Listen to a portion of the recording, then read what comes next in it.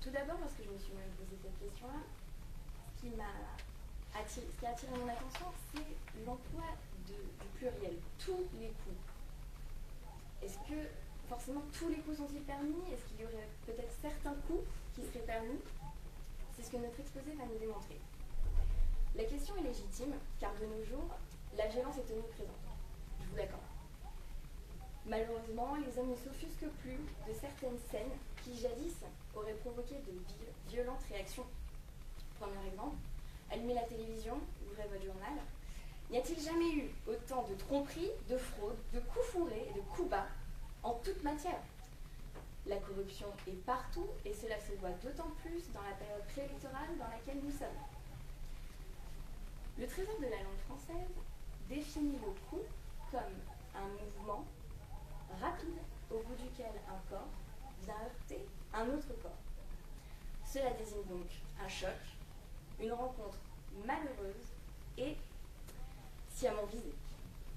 Nous avons donc la définition tout d'abord physique d'une part du coup, qui a pourtant une portée immatérielle et qui révèle d'autre part un véritable état d'esprit. Le proverbe célèbre que ma contradictrice a utilisé tout à l'heure dit « la fin justifie les moyens ». Ainsi, si tous les coups ne sont certes pas expressément permis par ce proverbe, ils sont du moins justifiés. N'est-ce pas révélateur d'une faute que l'on tente d'excuser, de présenter comme moins grave sous prétexte qu'elles auraient été motivées par, on l'espère, un résultat plus noble. Ainsi, selon moi, les coups représentent la faiblesse de la réflexion de celui qui les pratique, probablement omnibulé par le résultat à atteindre en véritable requin qu'il est. Je ferai donc déplier le coup et présenterai l'agressivité autant physique que psychologique qui ressort de ces fameux affronts, pour ensuite m'intéresser aux sources qui les réfutent et enfin en voir les bénéfices. Notre civilisation judéo-chrétienne est fondée sur un concept que la doctrine appelle un concept mou, qui est en effet la morale. L'une des premières leçons que l'on apprend, n'est-ce pas la différence entre le bien et le mal?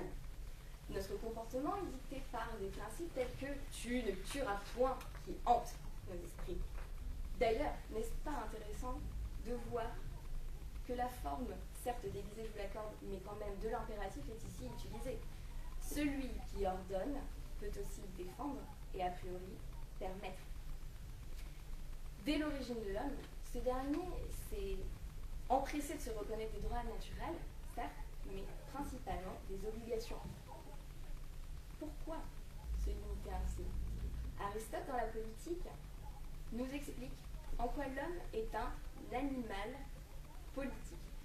Cet oxymore m'a beaucoup intéressé car il contient à la fois le terme animal, qui désigne les instants les plus bas, les plus honteux, ainsi que le terme politique, qui désigne donc les règles de notre cité. Ce serait donc le propre de l'homme que de s'imposer des codes à respecter. Que l'on se base sur la théorie de ce philosophe grec ou sur celle de l'homme naturellement bon de Rousseau, qui finit perverti par la propriété issue du regroupement des hommes. Le fait est qu'il demeure dans la cité un aspect mystérieux qui est l'animosité de l'homme. Animosité qui s'exprime toujours dans nos temps soi-disant modernes. Je ne citerai que pour exemple contestations diverses qui mènent parfois à des manifestations incontrôlables, procès civils qui poisonnent, et échelle encore plus grave, massacres en tout genre, génocide et agressions gratuites. Pas ce qui pourrait légitimer tout ça. Ainsi, puisque les combats sont monnaie courante, alors que tout laisse à croire que l'affrontement est à éviter, nous allons voir les sources qui nous permettent ou pas d'agir, les règles que l'on suit ou pas. Bien évidemment, nous avons le droit. Principe peut-être utopique, qui a pour mission d'édicter des normes afin d'organiser harmonieusement la vie en communauté. Le droit est composé d'une part, entre autres bien sûr, du droit civil qui régit les relations entre les personnes physiques, et là la preuve en est même de ma thèse. Le premier faux pas est puni. On peut voir sa responsabilité été engagée alors que la victime n'a même pas à démontrer une faute. Ainsi, même le coup involontaire est puni, ou du moins doit être réparé.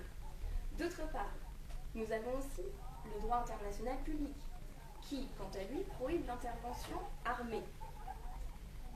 Ainsi donc, même le coup d'État ne justifie pas, en théorie, que les nations civilisées usent de leur force. Plus aucun coup de Trafalgar toléré. Ensuite, dans les autres sources, nous avons la philosophie, la morale et la religion que nous regroupons en un seul point. Tous ces grands dogmes ne visent qu'à l'apaisement des esprits, contre l'agressivité, contre l'abus envers son prochain. Le but est une vie saine, sans vice. Dans les 7 péchés capitaux figurent l'envie et la colère, entre autres. Tous ces excès proscrits tentent à calmer les pulsions de l'homme. C'est l'âme que l'on souhaite purger de toute tentation. Par conséquent, les précepteurs ne veulent pas seulement prohiber l'action physique, mais aller directement à la source du problème et instaurer une façon de penser qui, profondément inscrite dans chacun, nous ferait agir noblement. Je vous l'accorde, on pourrait considérer que nous sommes donc conditionnés. Est-ce que ce bourrage de crâne, pardonnez-moi l'expression, ne commencerait pas dès l'enfance, à moindre échelle, dans les autres sources de nos règles à suivre? Il y a les parents, l'éducation en général, les règlements intérieurs des établissements. De tout temps, nous sommes confrontés, depuis toujours, à des règles à respecter. Et puis, il y a enfin la conduite que l'on s'impose seul. Comme M. Jourdain, nous ne souhaitons pas tous devenir des personnes de qualité, avec des manières particulières et des plus fines. Enfin, il y a les règles de jeu. Preuve en miniature que lorsque nous avons un objectif à atteindre, il y a un cheminement à suivre. Et seuls les coups de maître sont acceptés. Aristote encore a écrit « Le discours sert à exprimer l'utile et le nuisible, et par suite le juste et l'injuste. »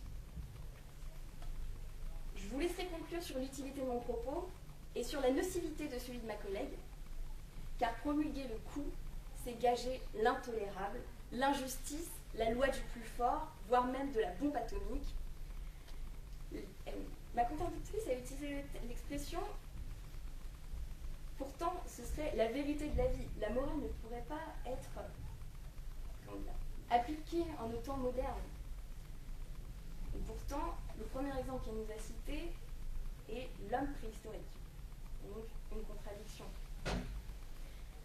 Alors, comme dit Eugène, je cherche un homme, ou a fortiori une femme, qui viendrait me dire l'inverse. Qui oserait proclamer que l'agression devrait être permise, ou encore que l'homme mérite le châtiment corporel?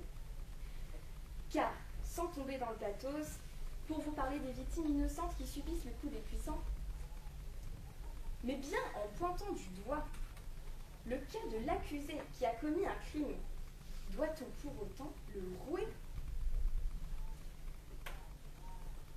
Bien entendu, ma collègue aurait pu invoquer la légitime défense, cas qui permet d'agir en réponse à une agression. Un coup, voire pire, est alors possible. Néanmoins, cette contre-attaque n'est possible que dans des conditions particulières et seulement en cas d'urgence. Ainsi, peut-être que certains coups seraient alors permis, mais certainement pas le premier. De nos jours, le mouvement contestataire est repris, et de manière tout aussi paisible. Comme exemple, nous avons les indignés qui ont réussi à faire passer leurs revendications et leurs messages il y a moins d'1 an, sans violence. Le seul coup présent ici est celui de la publicité. Enfin, quoi qu'il en soit, que cela vienne des règles existantes ou pas, du cautionnement, conditionnement, du laisser-vivre de l'homme, qu'y a-t-il de pire que d'en venir aux mains? Sommes-nous seulement des corps dénués d'esprit? N'y a-t-il donc pas d'autre solution? car lorsque 1000 raisons pourraient expliquer que l'on arrive à cet extrême point, un sentiment demeure, celui honteux, de s'être abaissé à un tel stade. Ainsi, mesdames et messieurs les jurés, le seul coup que nous saurions cautionner est le coup d'éclat.